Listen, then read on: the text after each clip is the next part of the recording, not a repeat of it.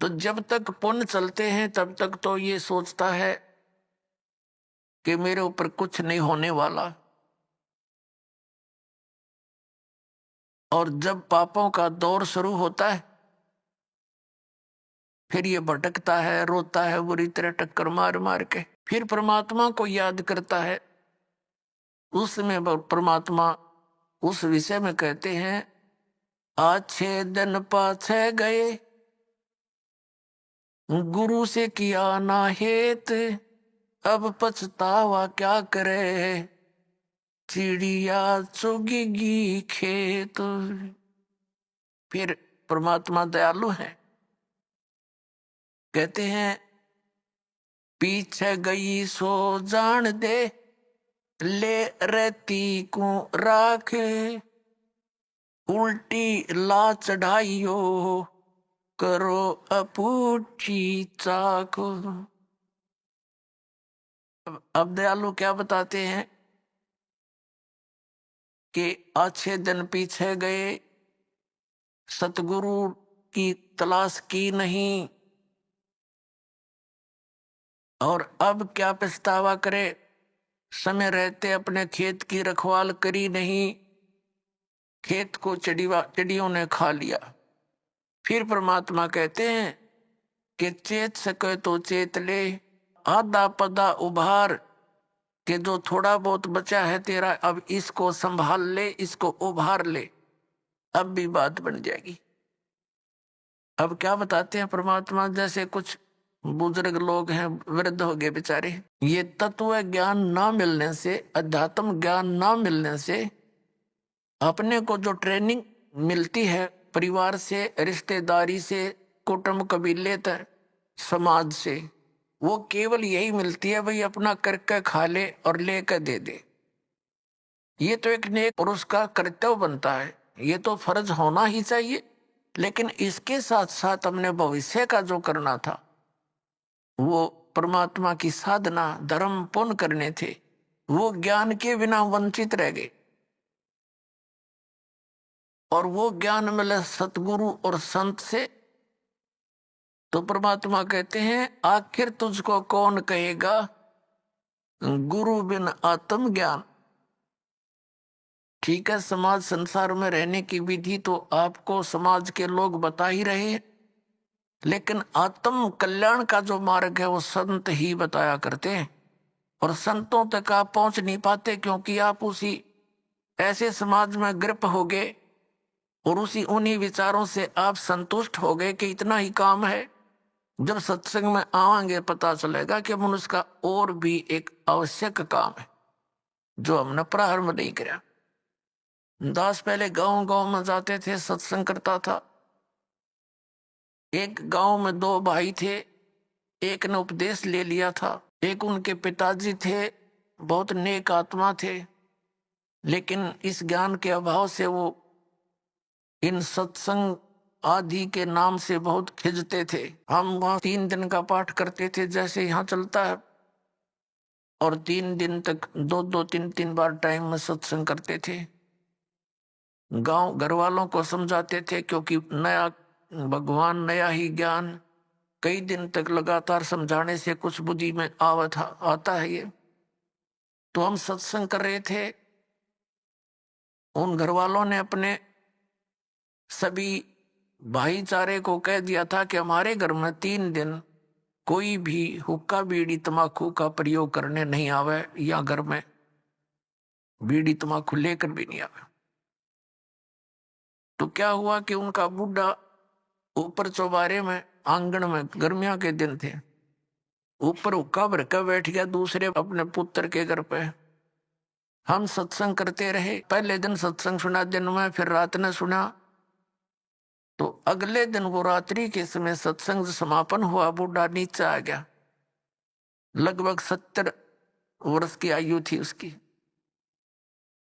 अब वो आके हमारे पास बैठ गया जमीन पे, और उसकी पुत्र वधू ये सोच रही थी बूढ़ा पता नहीं क्या बोल लगा महाराज जी को, पता नहीं क्या कह देगा यू, क्योंकि इनने कभी ये काम देखे नहीं, और पता नहीं क्यों आ गया यू तो बहुत चिढ़ा करता है इन बातों से। वो बैठ के और आंखों में पानी भराया, रोने लग गया।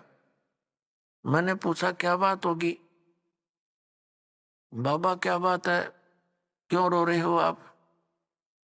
ने बोला जी जो ज्ञान आपने सुनाया, ये बात तो आज तक हमने कदे सुनने को ना मिली। हमने तो लक्ष्मी चंद की रागनी सुनी है और कोई सांग सिनेमे देखे।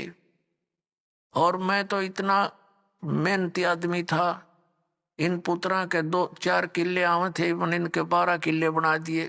12 एकड़ जमीन, 8 एकड़ और मोल ली मेहनत कर करके। और ईब मेरा क्या होगा? मैं तो 70 साल की उम्र होगी मेरी। अब मैं क्या करूंगा, क्या बनेगी मेरे साथ में? मैंने तो इस ज्ञान से सारी रात नींद आनी बंद हो गई और अब मेरा खाना पीना भी छूट गया। अब क्या बनेगा, मेरा क्या होगा? मेरी तो उम्र जाली। और उसकी पुत्र वधू भी वहीं बैठ की। बुढ़ा आज तो बहुत अच्छा बोला और वह ध्यान से सुना कि जो क्या हो गया बुढ़े का एकदम। ने बोला जी क्या मेरा भी कुछ हो सकता है? मैंने कहा देखो विश्वास करो, अब जैसे कुएं होते थे पहले बहुत गहरे और उनमें 100-100 150 फुट नीचा जल होता था, उसको निकालने के लिए एक लंबी नेजू हुआ करती रस्सी, बहुत मोटा, इतना मोटा रस्सा और 150-200 फुट लंबा, और उसके बाल्टी बांध दी जाती थी और वो बाल्टी से पानी निकालते थे तो 100 फुट दूर तक खींच के ले जाते थे 2-3 जने और फिर बाल्टी से जल निकल आता था। तो मैंने कहा कि जैसे कुएं में बाल्टी जा रही हो और नेजू हाथ से छूट गई रस्सी और वो तो जा रही है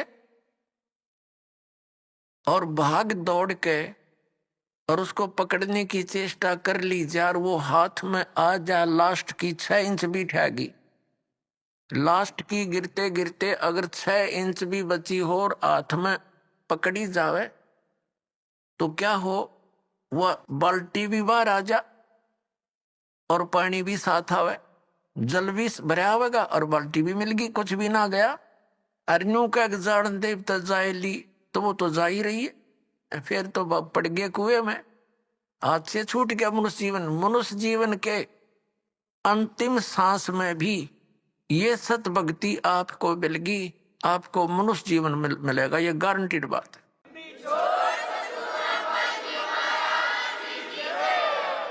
और आप क्या तो अभी 70 वर्ष है, एवरेज 80-90 तो मानते हैं मनुष्य की आयु, और आप तो स्वस्थ दिखाई देते हो, करड़े हो, खूब तगड़े, नाम लो, पर ओका बीड़ी शराब तमाकू ये छूना नहीं पड़ेगा।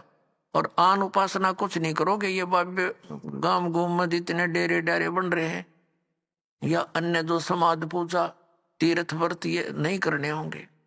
ने बोला जी मैं तो कुछ नहीं करूं, मेरा पीछा छूटे क्यों करे। और कर करा लिया हमने, सारी उम्र डले डोलिए, मुझे दीक्षा दे दो। उसकी पुत्र वधू कहने लगी दादा ओके बहुत पीवा है तू, नाम लेकर हुक्का नहीं पीना। नो बोला तो देखिए तो एक बार, मन तो पता ही ना था इस बात का, आग लग गई सोके गए। फूकना मैंने, मेरा गधा बनूंगा, कुत्ता बनू, बिरान मट्टी होगी। और संता के वचन है ये झूठे नहीं हुआ कर दे बेटी। तो पुण्यात्मा देखड़े भाग जाएंगे बुढ़ापे में। नाम ले लिया उस भक्त ने और 10-15 वर्ष जिया और आराम तो अपना मृत्यु को प्राप्त हुआ और मोक्ष हो गया। कहते हैं जीना तो थोड़ा ही भला जस सत सुमरण हो और लाख वर्ष का जीवना लेखे धरे नहीं कोई। अपने आत्मा जैसे बालक भक्ति पर लगता है, बहुत अच्छी बात है, लेकिन इस ज्ञान से परिचित बूढ़ा तो सिर धड़कीबाजी ला देगा। न पता है कि उसने तो रोज पता है ना मेरा कल टिकट कट जाए तो स्लोप में लिया जीवन, कति नो ढलान में है। लास्ट जन के रह जा 60 साल पाछे तो उल्टी गिनती शुरू हो जाए, ध्यान रखनी चाहिए बुढ़ा ने। और डट के करे भक्ति अपना पीछा छुटवावे। ईब तो न्यू पड़े रहे। जैसे एक कवि का एक शब्द है, बिना ज्ञान के ऐसे दुखी होते हैं। हेर नर धोखे धोखे लौट गया आगी अंत घड़ी रे, आगी अंत घड़ी।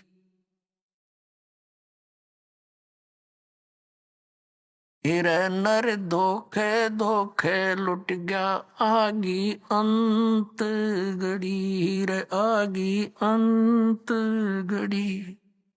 तो फिर क्या कहता है, पोता ब्यालो या मन मरेरी और एली करवा दो खड़ी।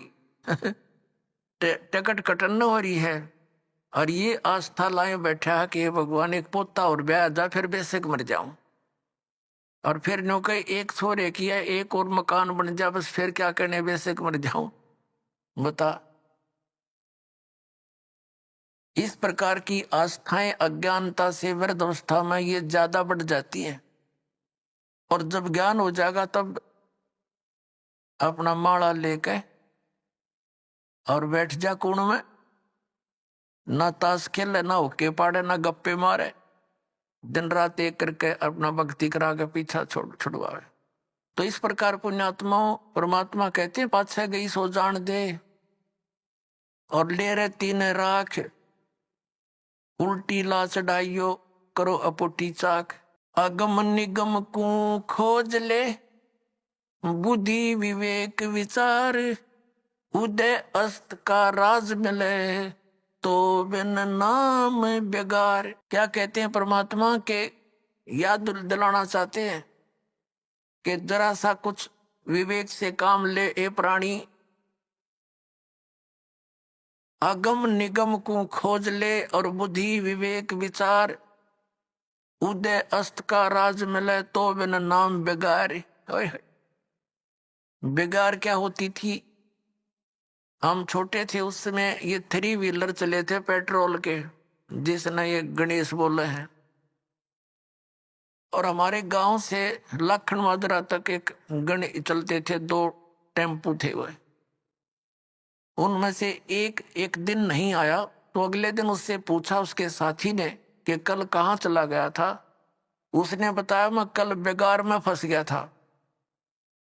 बेगार क्या होती थी, पहले इन पुलिस वालों के पास गाड़ी गुड़ी तो होती नहीं थी, और किसी को पकड़ लेते थे ऐसे को भाड़ा करने वाले को, कहीं रेड लगानी होती, कोई चोर उचक्का पकड़ना होता तो उसने पकड़ ले जाते, सारा दिन उसकी रेल बनाए रखते, वो तेल भी अपने दोहरित डालता और सारा दिन इधर चल उधर चल, सुबह पकड़ लेते रात के 12 बजे छोड़ते, 1 मिनट का चैन नहीं और खर्चा करते हैं।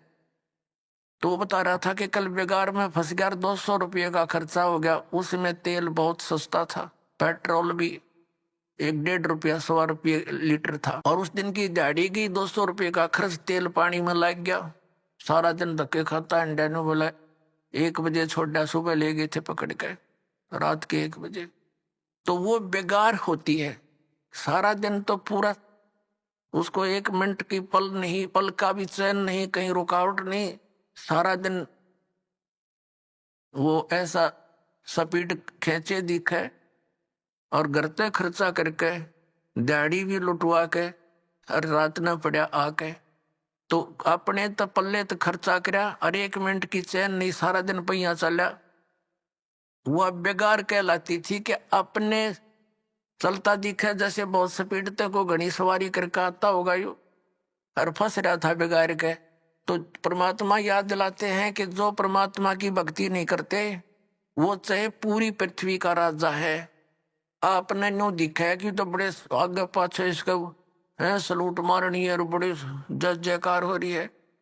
परमात्मा कहते हैं ये तो 3 व्हीलर वाला है, अपने पल्ले तो पैसे खर्च कर रहा है और खूब चहल पहल दिखाई देती है, अंत में इसकी वाह बिरन माटी होगी, याद रखेगा।